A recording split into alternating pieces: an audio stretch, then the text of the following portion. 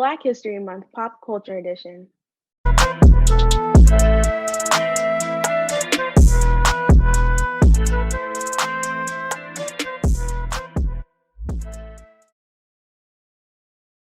Introduction. Black culture has paved the way for many of our favorite movies, song, and TikTok dances today. Even though most of the time the work goes without notice, Black culture has taken a large effect on people.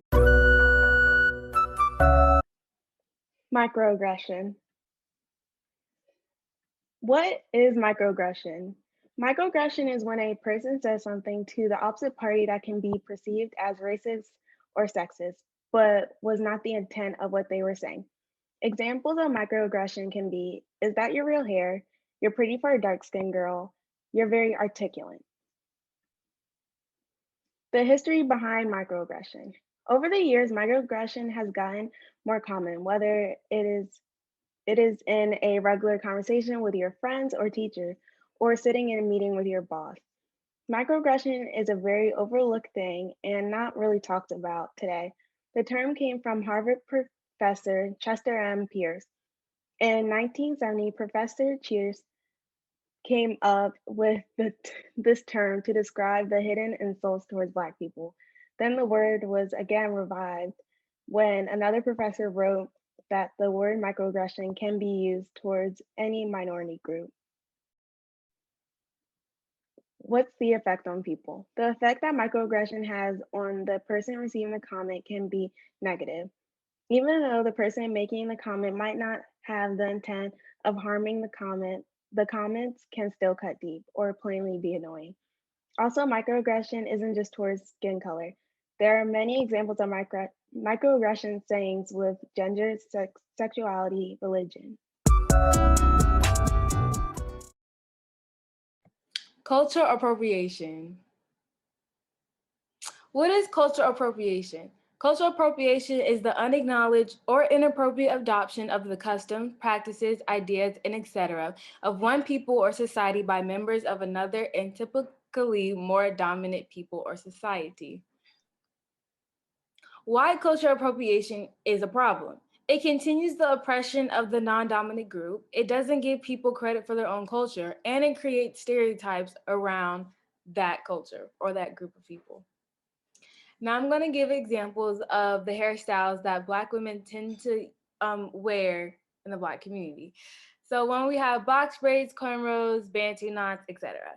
Box braids and cornrows and many other hairstyles are a part of the Black culture. When our culture is being stolen without giving us credit, it is disrespectful. In the Black community, we do not take our culture lightly. We also don't appreciate when our hairstyles become a fashion trend.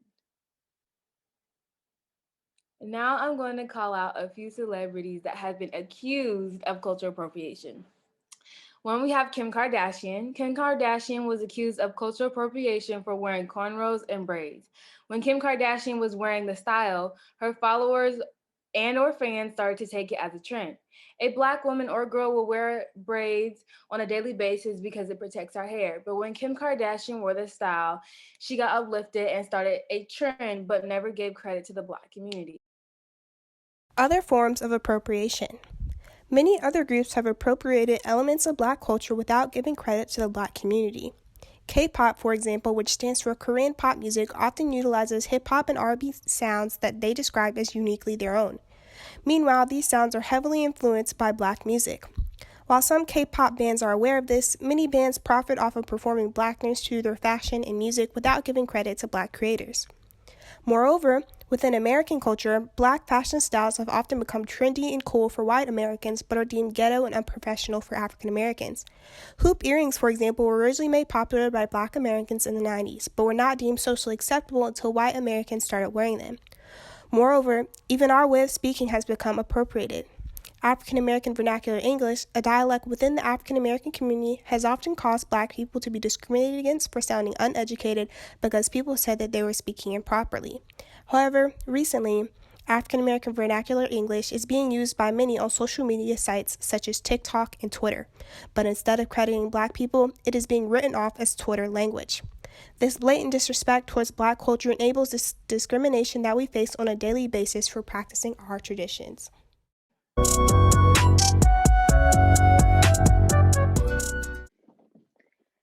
Exploitation of Black creators. What exactly is the exploitation of Black creators?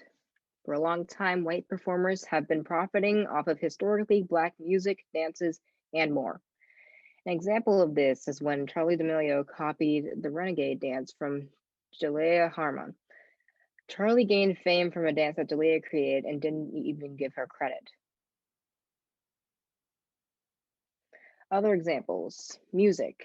In some cases, Black musicians get surpassed on Billboard 100 by white artists who use their style to get to the top. People like Elvis probably wouldn't have risen to fame if it wasn't for Black styles of music. Fashion. From white models in Black hairstyles on the runway to racist stereotypes, fashion also exploits Black culture.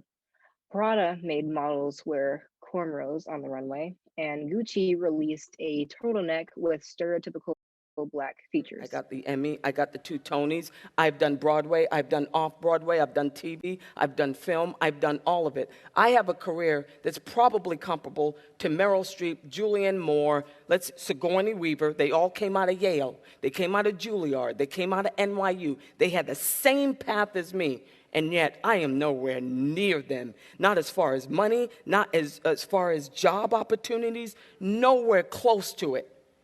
But I have to get on that phone and people say, you're a Black Meryl Streep. There is no one like you. Okay, then if there's no one like me, you think I'm that, you pay me what I'm worth. You give me what I'm worth. Happy Black History Month. Period.